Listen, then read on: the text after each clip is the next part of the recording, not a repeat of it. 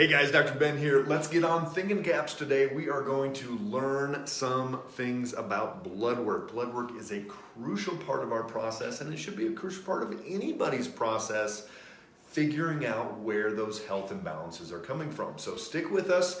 We're going to get a little bit technical, but you've got to write these down. Get your pen and paper out. You've got to write these markers down. The next time you get blood work done, you need to insist that your doctor requests these, because I guarantee you that 99% of you guys, when you run your routine blood panels, you are not getting these markers tested. So we've got to do that. We've got to get more information. This is a crucial part. Hey Deanne, great to see you. This is a crucial part of this whole process of getting our health back, of learning what is out of balance, of fixing these underlying root causes.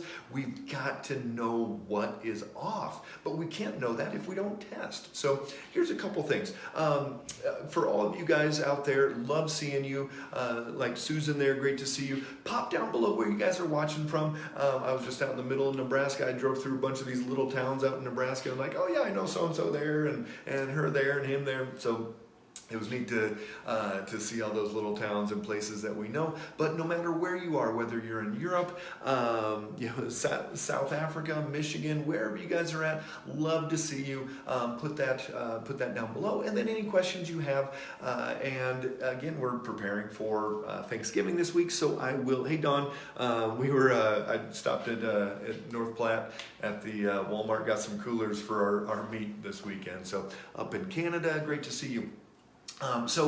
This Thursday we will not be having our live Q&A because it is Thanksgiving, but we will be going live today, tomorrow, and Wednesday as well. So love having you guys on. And also, if anyone has been kind of putting it on the back burner to come in as a new patient, Cindy in San Diego, great to see you. We will be having a Black Friday special on that new patient workup, so keep your eyes out for that one as well. That will come out on Friday. But here we go. What blood work markers are you not getting run, and why should you do that? Well, a couple of things. Let's just get ourselves started on why we do what we do with the blood work. This is a bell curve, and if any of you guys have taken statistics, learned about the standard deviations, learned about that bell curve, the normative curve, that normal range, this is what labs are looking at. Hey Angela, great to see you. Look for that special on Friday. So this is that normal range, but this is just the average person. So if you walk into that Walmart in North Platte, Nebraska, or you go into the grocery store in Florida or up in Seattle, wherever you are, you've got your kind of average person that you see, and that's what the lab range or the reference range is looking at. Is just these numbers through here. Hey Sharon, great to see you. You're awesome. So we've got this lab range that is okay, but guess what? By 2025, 50% of the US population is going to be obese.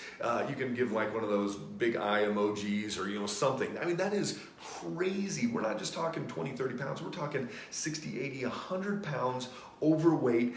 50% of the US population, that includes kids. Yeah, there was one of those little emojis popped up there. Thank you. A couple more. I mean, it's crazy. So there's no way 90% of the population is healthy. That's just not a thing. So the lab range has nothing to do with health. So what we do is narrow it down to what we found healthy patient should be. So over the last 20 years, I've looked at a lot of blood works, and I've seen those ranges. Hey Leo, great to meet you in person the other day, buddy. This is healthy range. It's narrow, and it's what someone should be if they're functioning, really doing well, all these things. And so this is the range. A good way to think about it is vitamin D. Most labs say 30 to 100 is that okay range. We like it optimal 60 to 80. If you're autoimmune, you should be closer to 80. So we've got this narrowed down range. We had two blood works in the Nashville office I was looking at this morning. One was at 30.5, the other was at 31.5. So they were both right here, and yet neither one was even close to being in the optimal range. Hey Kim, great to, yes, Kim, we've actually got two Nashville locations.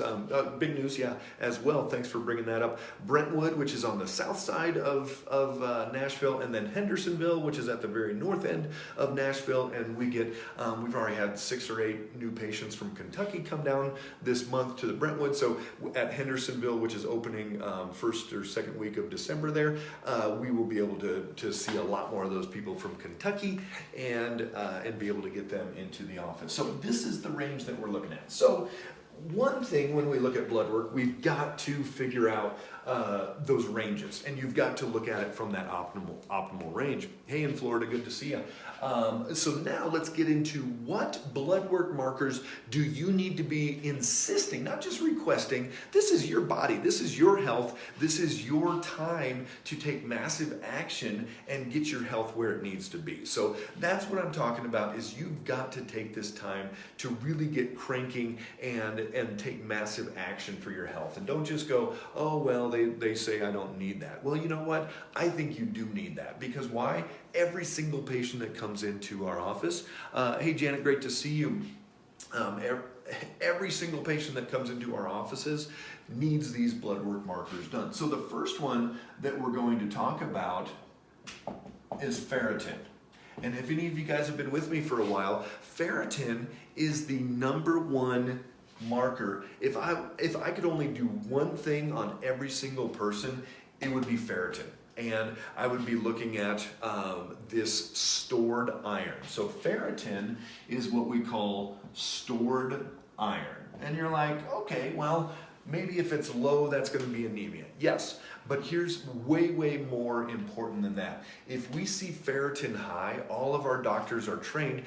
It's the first marker that shows up in our blood work. If ferritin is high, and here's the range on that one, for women, we don't want it over 125, and for men, we don't want it over 150. If it's over 125 and you're a female, you have tons of inflammation, and it's going to be liver, it's going to be triglycerides and blood sugar and insulin and C-reactive protein inflammation, all of these different things. So if somebody's ferritin is high, 99% of the time, there's a lot of metabolic syndrome going on. And that's insulin resistance, all of these different things.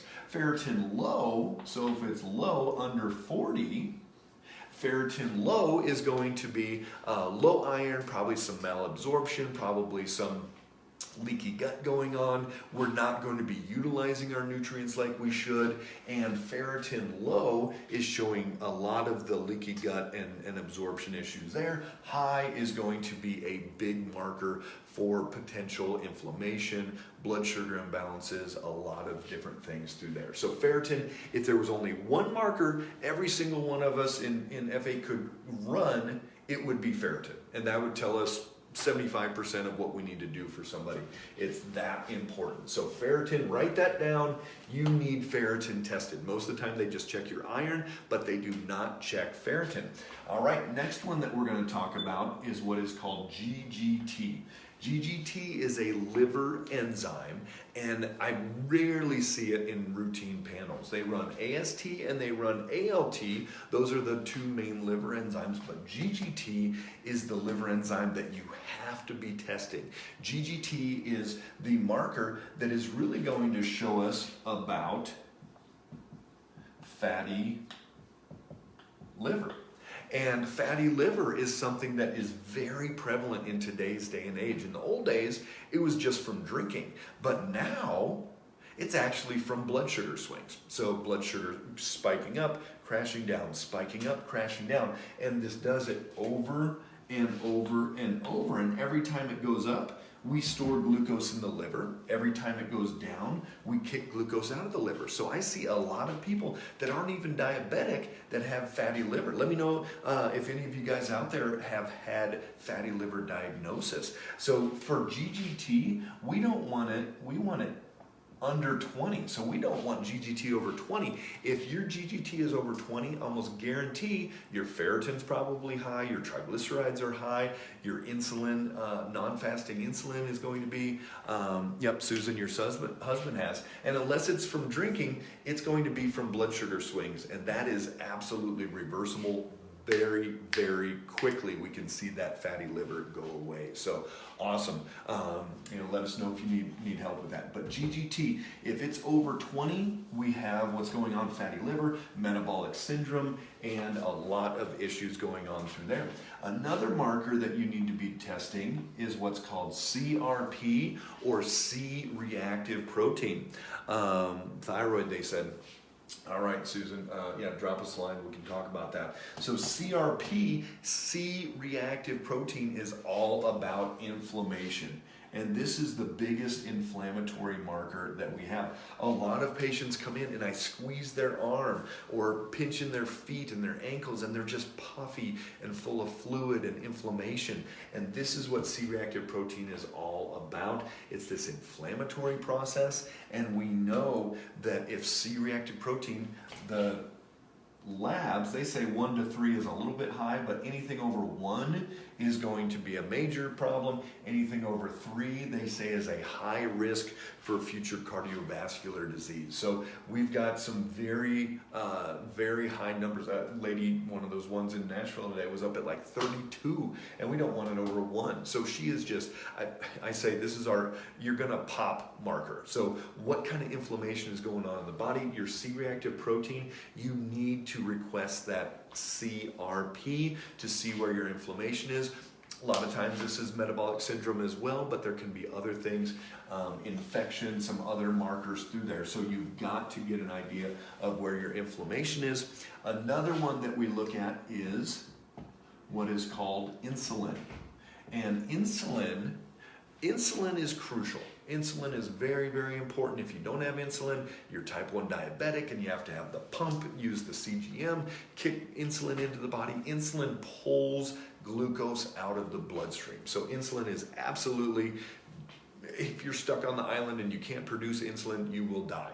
But what we do know is that insulin, just testing a fasting insulin does not give us the whole answer. So if you have your doctor do an insulin marker and you go in and you're fasting, most of the time the body's gonna be like this, but it kind of steady itself out overnight. So that insulin will probably be in an okay range. But what we look at, and you can tell your doctor you're coming in non-fasting or not, but I like it non-fasting. So all of our patients come in non-fasting because I don't really care about somebody's fasting glucose or not. Obviously, if they're diabetic or things like that, sure.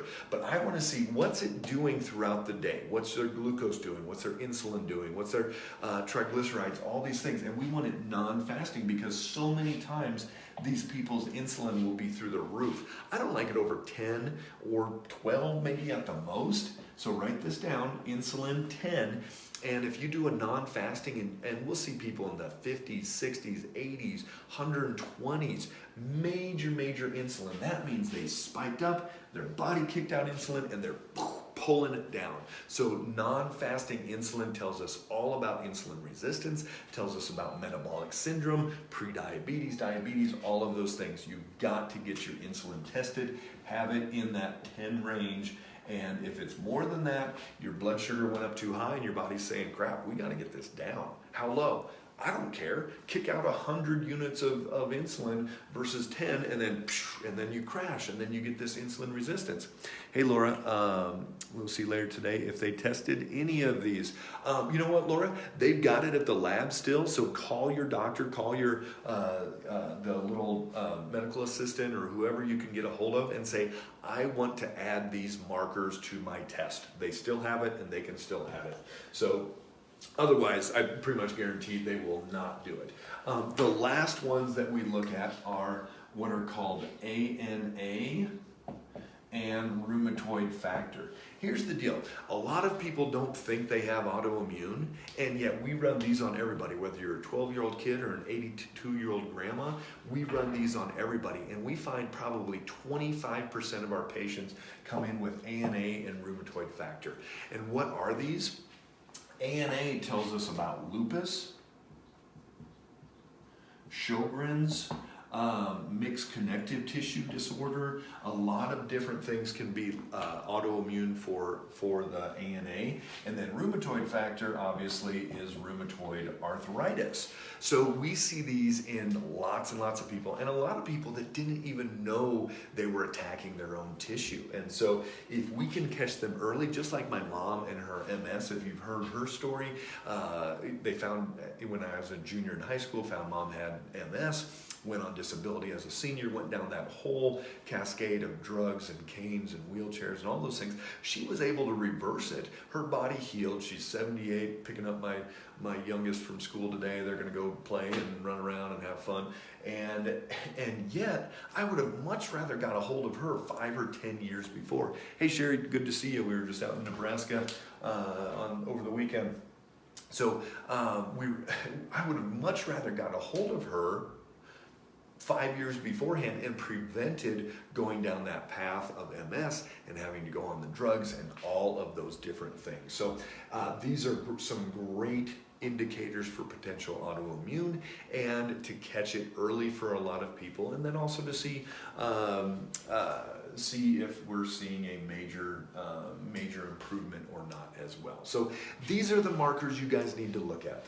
We've got the autoimmune markers, we've got inflammatory markers, blood sugar markers, all of these different things. You've got to insist that they do these. The markers do not cost very much, and insurance should be covering these. If not, you need to know these markers. For our entire blood panel, it's a couple $100. It's crazy the information that we're able to get off of these markers, and we're able to make life changes. And you need to, is blood sugar 136 bad? Yes.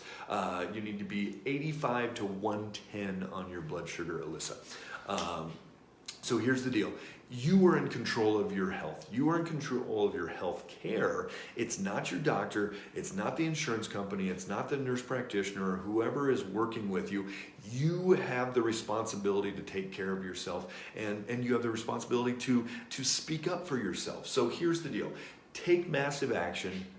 Give everything you've got to be able to get these numbers, get things figured out, and be your own advocate, because unfortunately in today's day and age, 3 minutes later, here's your script and move on to the next one. That is not healthcare. That is sick care, and you deserve healthcare in your life, and your loved ones do as well. So love having you guys on. Just remember, this is the week of thanks. Every day, thankful. It just changes your inner state, changes your brain, changes your health status. Be grateful, be thankful. So many beautiful, wonderful things in this world. Turn off the news. There's a lot of negative out there, and focus on the positive. Focus on what you want. Leo, great to see you, buddy. Legalized drug dealers. We have to take our health back, and we have to be responsible for our own state. So love you guys. Take care, and we'll talk to you soon.